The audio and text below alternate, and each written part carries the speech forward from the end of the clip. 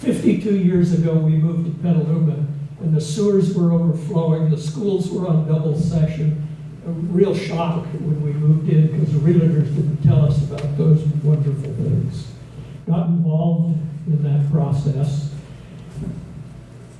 and it wasn't, the facts were there that the city council was going to have all this housing come to Petaluma to make it an economically viable community.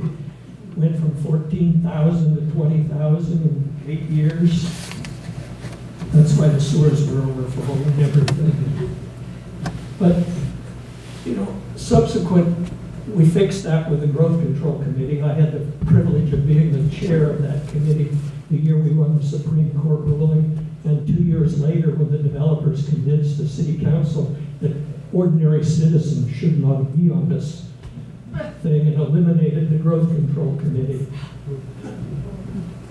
But the real story I have is I've heard every project that's ever come in here. First in the 60s, it was all these houses.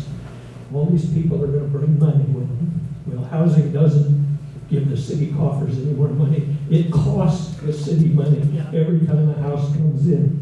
A developer comes to town and wants incentive money, wants to set aside things and have the city pay for some of what they do. Well, we had an outlet mall built in the floodplain. It was going to provide so much money to the city, we'd be in barrels of money down here to spend on all the projects we want to do. And then we had the auto mall.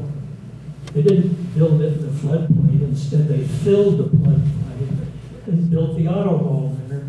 But they gave the developers so much incentive, 20 years of no sales tax coming to the city. Instead of the auto dealer got it. Really?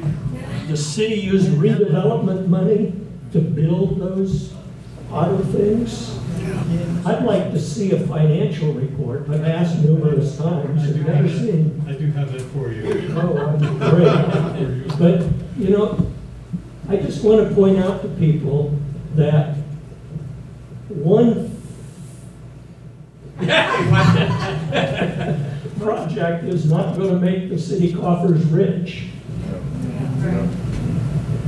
You know, Kelvin Putnam told us a story to the freshly brought in Citizens Committee to handle the selection of who gets the 500 units. That's what the Growth Control Committee was. She said, you know, we're in real trouble.